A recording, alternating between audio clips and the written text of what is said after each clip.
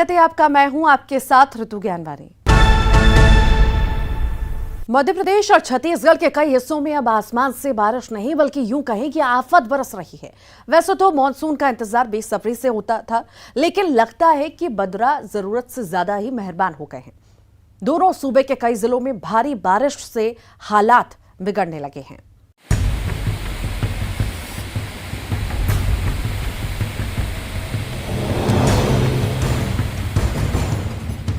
छत्तीसगढ़ में मानसून जरा बेईमान है।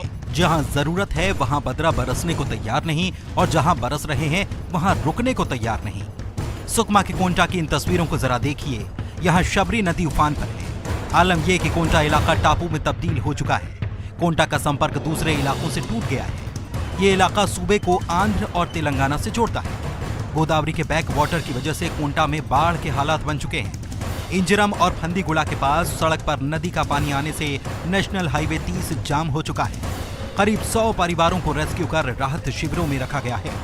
वहीं सीआरपीएफ कैंप में भी बाढ़ का पानी घुस गया है।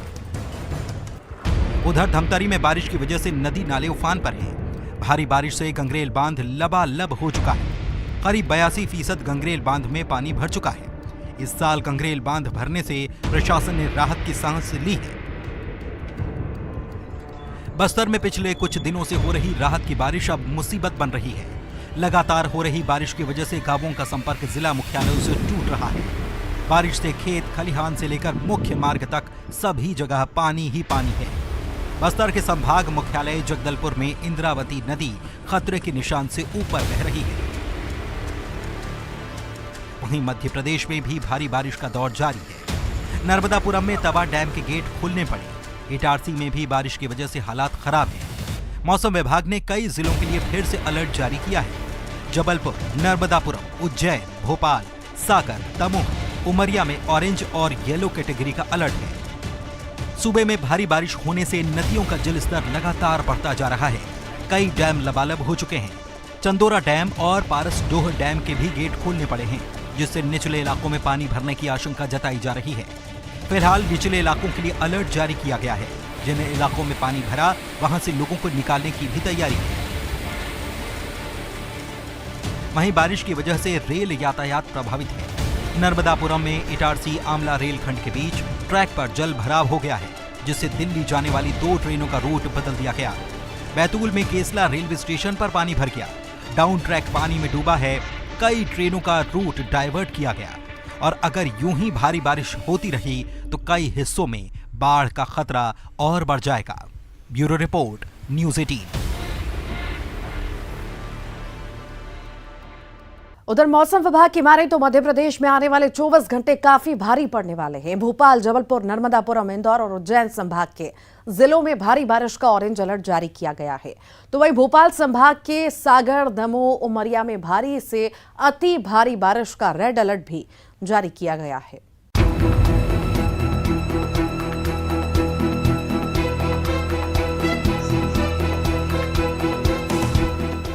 मध्य प्रदेश में भारी बारिश से कई जगह पर हालात बेकाबू हो गए हैं। नदी नाले उफान पर हैं। सूबे में ताप्ती और कुंदा नदी खतरे के निशान से ऊपर बह रही है। सूबे में अब तक सामान्य से करीब 16% से ज्यादा बारिश हो चुकी है। नर्मदापुरम संभाग में बारिश का रेड अलर्ट है। इटारसी में भारी बारिश की वजह से बाढ़ जैसे हालात बन गए हैं। शहर के अधिकांश बस्तियों और कॉलोनियों में बारिश का पानी भर गया। कई इलाकों में हालात बेहद खराब हो गए हैं। लोगों को महफूज जगहों पर पहुंचाने के लिए प्रशासन रेस्क्यू ऑपरेशन चला रहा है। कई इलाकों में भारी बारिश से बाढ़ के हालात हैं। अब बाढ़ में लोगों के फंसने की तस्वीरें भी सामने आने लगी हैं। प्रदेश में भारी बारिश होने से नदियों का जल स्तर बढ़ता ही जा रहा है। कई डैम लबालब हो चुके हैं। चंदोरा डैम और पारसडोह डैम के गेट भी खोलने पड़े, जिससे निचले इलाकों में पानी भरने की आशंका जताई जा रही है। फिलहाल निचले इलाकों के लिए अलर्ट जारी किया गया है। जिन इलाकों में पानी भरा वहां से लोगों को निकालने की तैयारी की जा रही है। भारी बारिश के चलते लबालब नर्मदापुरम में तवा डैम के 10 गेट खोले गए। इन गेटों को 7-7 फीट खोल दिया गया, जिससे 1,06,442 क्यूसेक पानी छोड़ा जा रहा है। तवा डैम के गेट खुलने के बाद निचले इलाकों में बाढ़ का खतरा बढ़ गया है। उधर भारी बारिश और बाढ़ का असर परिवहन सेवा पर भी पड़ने लगा है। बैतूल में केसला रेलवे स्टेशन के पास डाउन ट्रैक पानी में डूब गया, जिसकी वजह से घोड़ा डोंगरी आमला बैतूल स्टेशन पर रेल यात्रियों को भारी परेशानियों का सामना करना पड़ा। नागपुर की ओर जाने वाली ट्रेनों का रूट इटारसी से डाइवर्ट कर दिया गया। बैतूल के पास ताप्ती नदी पर स्थित पारस 2 डैम से पानी छोड़ा गया। इससे बुरहानपुर में ताप्ती नदी का जलस्तर और भी ज्यादा बढ़ सकता है। प्रदेश में भारी बारिश को देखते हुए कई जगह अलर्ट जारी किया गया है। मौसम विभाग ने कई जिलों में ऑरेंज और कई जिलों में येलो अलर्ट जारी किया। जबलपुर, नर्मदापुरम, इंदौर, उज्जैन, भोपाल, सागर, दमोह, उमरिया में भारी बारिश का अलर्ट है। Bureau report, news 18 Madhya Pradesh Chhattisgarh.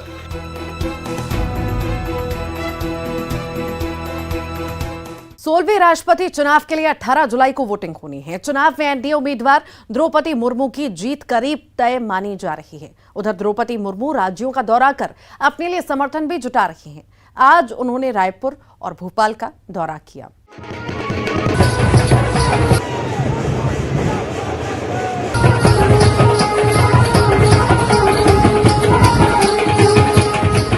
NDA से राष्ट्रपति पद की उम्मीदवार द्रौपदी मुर्मू का भोपाल में बीजेपी ने ग्रैंड वेलकम किया।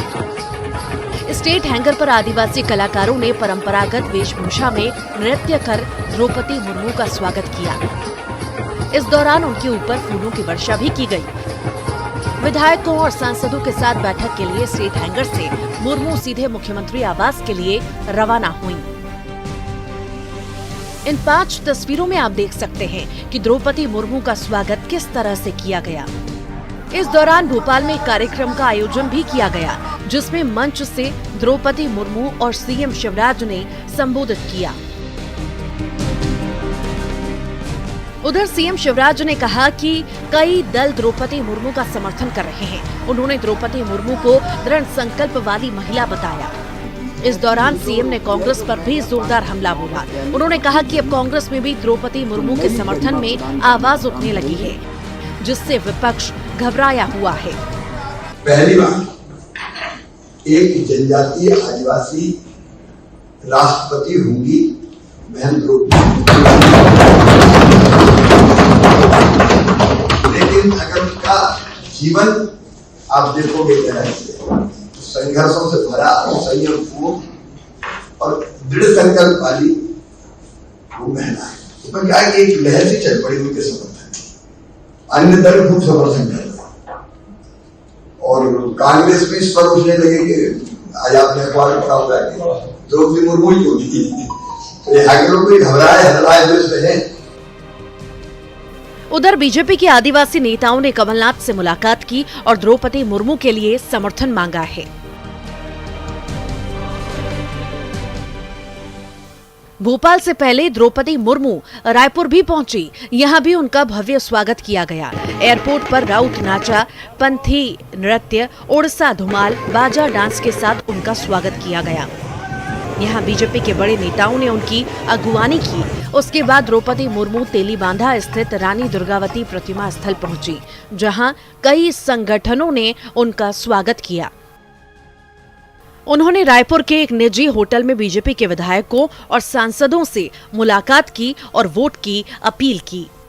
मोदी जी सभी राज्य में जा रही हैं। शेखावत जी केंद्रीय मंत्री के साथ में हैं और उन्होंने यहाँ भी विधायक दल की बैठक बुलाई। सभी विधायक, सभी सांसद यहाँ पे मौजूद थे और उन्होंने आग्रह किया मतदान में सभी लोग ज़्यादा से ज़्यादा सहयोग करें। दूसरी अच्छी बात रही कि हमारे जनता कांग्रेस, योगी कांग्रेस के जो लोग थे, 3 विधायकों का समर्थन है। पूर्व मुख्यमंत्री रमन सिंह ने कहा कि एनडीए की राष्ट्रपति पद की उम्मीदवार द्रौपदी मुर्मू को छत्तीसगढ़ में तय विधायकों से ज्यादा वोट मिलेंगे। उन्होंने कहा कि कांग्रेस को अपने विधायकोों को स्वतंत्र छोड़ देना चाहिए ताकि वो अपनी अंतरात्मा की आवाज पर वोट कर सकें। कांग्रेस को 32% की आबादी वाला छत्तीसगढ़ है, 32% ट्राइबल पॉपुलेशन है। विधायकों को छोड़ देना चाहिए, अपनी अंतरात्मा की आवाज़ से जिसको वोट देना चाहें छत्तीसगढ़ के कम से कम कांग्रेस के विधायकों को छूट देना चाहिए कि वो मुर्मू जी को वोट दे, क्योंकि वो पहली बार हिंदुस्तान के इतिहास में एक अनुसूचित जनजाति बेटी उस सर्वोच्च पद में बैठ रही है जिसमें आज तक बैठे। उसमें मीन में एक मत निकालो, किंतु परंतु मत करो। अंतरात्मा की आवाज से सबका सहयोग द्रौपदी जी को मिलना चाहिए, ये मैं आग्रह करता हूँ। छत्तीसगढ़ में भी जोगी कांग्रेस ने भी द्रौपदी मुर्मू को समर्थन का ऐलान किया है।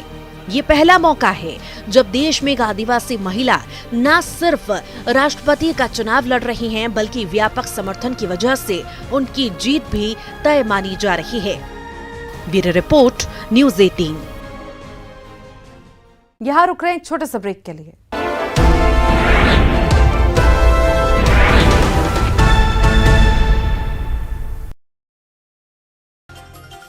सीएम हाउस में मुख्यमंत्री के साथ मंत्रियों की बैठक। नगरीय निकाय चुनाव में पार्टी की रणनीति को लेकर चर्चा। गृह मंत्री नरोत्तम मिश्रा का बयान, पंचायत चुनाव में उत्साहजनक रहे नतीजे। जल संसाधन मंत्री तुलसी सिलावट के खिलाफ चुनाव याचिका में बहस पूरी। हाईकोर्ट ने आदेश रखा सुरक्षित। सावेर विधानसभा में 2018 में हुए चुनाव को लेकर दायर की गई है याचिका। राज्यसभा सांसद दिग्विजय सिंह का गंभीर आरोप, डाक मतपत्र में गड़बड़ी होने की जताई आशंका। दिग्विजय सिंह ने राज्य निर्वाचन आयोग को सौंपा ज्ञापन। देवास में कांग्रेस ने ईवीएम में गड़बड़ी की जताई आशंका। कांग्रेस का प्रतिनिधिमंडल पहुंचा कलेक्टर ऑफिस, एसडीएम से की शिकायत। सीहोर में कांग्रेस के अंतर्कलह सामने, वरिष्ठ नेताओं और जिम्मेदार पदाधिकारियों के बीच घमासान जारी। वरिष्ठ कांग्रेस नेता शमीम अहमद ने भेजा इस्तीफा।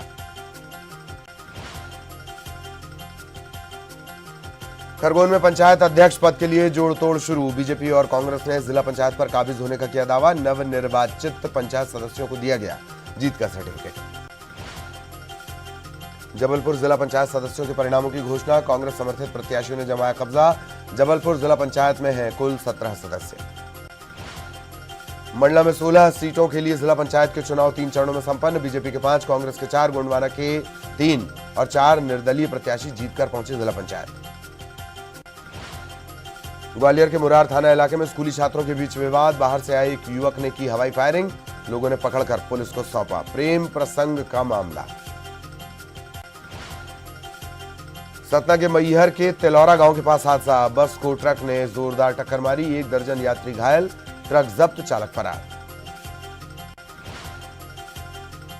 जबलपुर पुलिस ने चोर गिरोह के 3 सदस्यों को किया गिरफ्तार। एक दंपत्ति भी शामिल। चोरी की 3 वारदातों में था सक्रिय। बड़वानी में जेल प्रहरी। मीना बडोले का शव सरकारी क्वार्टर में मिलने से सनसनी। महिला जेल प्रहरी ने 2-3 दिन पहले जहरीली दवा खाकर की खुदकुशी की कोशिश। भोपाल में 18+ वालों को फ्री में लगी।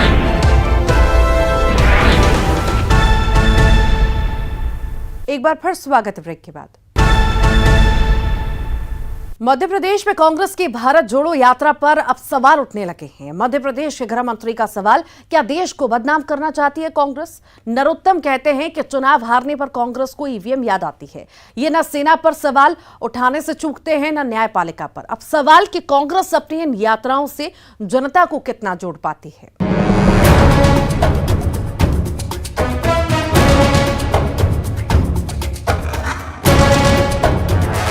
कश्मीर से कन्याकुमारी तक 12 राज्यों, 2 केंद्र शासित प्रदेश में 3500 किलोमीटर की कांग्रेस भारत जोड़ो यात्रा करने जा रही है। लेकिन कांग्रेस की भारत जोड़ो यात्रा पर सियासी बवाल मध्य प्रदेश में शुरू हो गया है।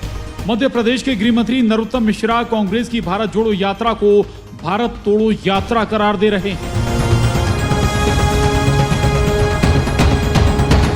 नरोत्तम मिश्रा का आरोप कि कांग्रेस दुनिया को यह संदेश देना चाहती है कि भारत टूट रहा है। क्या कांग्रेस देश को बदनाम करना चाहती है?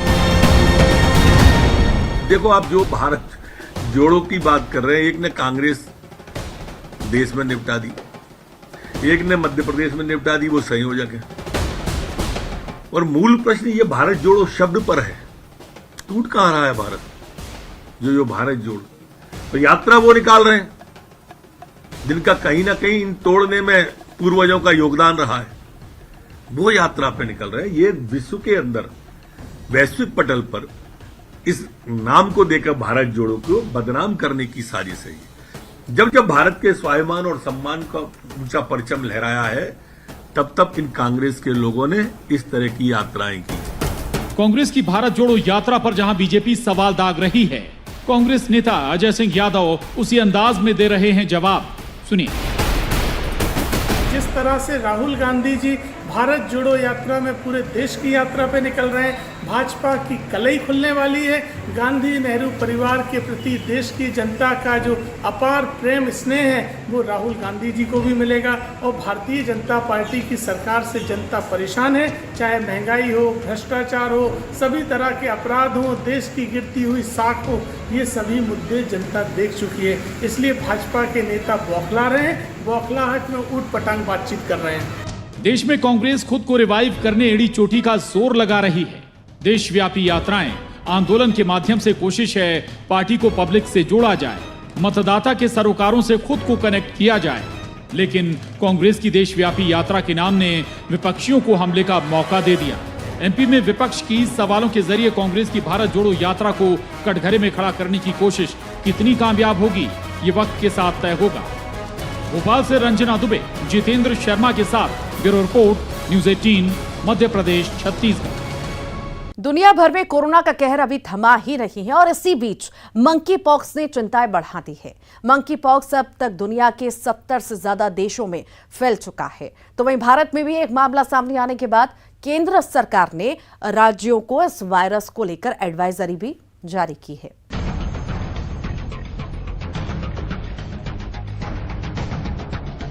पूरी दुनिया अभी कोरोना के कहर से लड़ ही रही है, लेकिन इस बीच मंकी पॉक्स नाम के वायरस ने एक बार फिर से दुनिया को सकते में ला दिया। एक के बाद एक करके 70 देश इस वायरस की जद में आ गए। इसके साथ ही मंकी पॉक्स के मरीजों की मौत के बाद अब इसे लेकर और भी गंभीर हालात बन रहे हैं। बता दें कि सबसे पहले इस मंकी पॉक्स नाम के वायरस की पहचान 1970 में हुई थी और मंकी पॉक्स का पहला case democratic Republic of Congo में मिला था।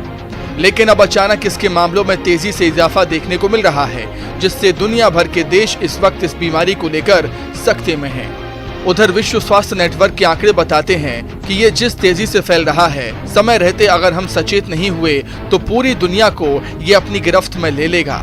लिहाजा वर्ल्ड हेल्थ नेटवर्क ने इस पर चिंता जाहिर करते हुए मंकी पॉक्स को महामारी घोषित कर दिया है।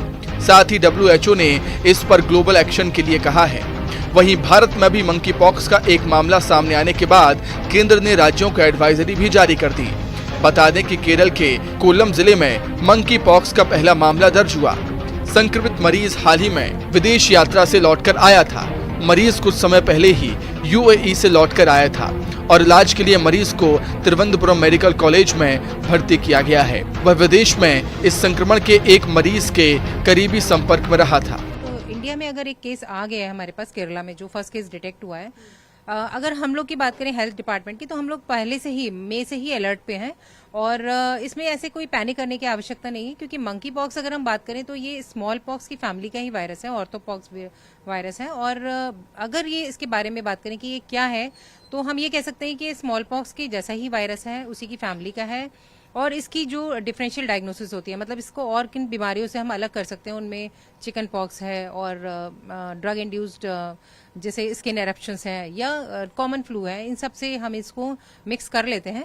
और इसके बेसिकली हमें ये जानने की आवश्यकता है कि कैसे फैलता है। तो ये बेसिकली एक जूनोटिक डिजीज है जो एनिमल्स से या वाइल्ड लाइफ से ह्यूमंस में आती है। और अफ्रीका में, कॉन्गो में और वेस्ट अफ्रीका में ये एंडेमिक है, वहाँ पे हर साल इसके केसेस होते हैं। और इसका अगर हम बात करें तो केस फेटालिटी रेट कितनी घातक है, तो ये 1% केस फेटालिटी रेट है, तो इतनी घातक नहीं है। सेल्फ लिमिटिंग बीमारी है, 2 से 4 हफ्ते में बिल्कुल ठीक हो जाते हैं लोग। लेकिन जो लोग इम्यूनो कॉम्प्रोमाइज्ड हैं, जैसे बच्चे हैं, प्रेग्नेंट लेडीज हैं या HIV एड्स के पेशेंट हैं या कैंसर पेशेंट हैं, उनमें ये घातक भी सिद्ध हो सकती है। केंद्र सरकार ने संदिग्ध मरीजों की जांच के साथ ही अस्पतालों में निगरानी बढ़ाने के लिए कहा है। केंद्र सरकार ने एक हाई लेवल टीम केरल के लिए रवाना की है। बता दें कि ये जानवरों से फैलने वाली बीमारी है। इसकी शुरुआत अमूमन वर्षा वनों से होती है, जहां से इसे घर में आने जाने वाले जानवर मनुष्यों तक लेकर आ जाते हैं। WHO की रिपोर्ट के अनुसार मंकी पॉक्स गिलहरी, चूहों और कई तरह के बंदरों में पाया जाता है। अब आपको बताते हैं मंकी पॉक्स के बारे में। ये ऑर्थोपॉक्स वायरस की फैमिली से आता है। इसी फैमिली में वेरियोला वायरस भी शामिल है। वेरियोला वायरस से स्मॉल पॉक्स की बीमारी होती है। इसी फैमिली के वैक्सीनिया वायरस से बना है वैक्सीन।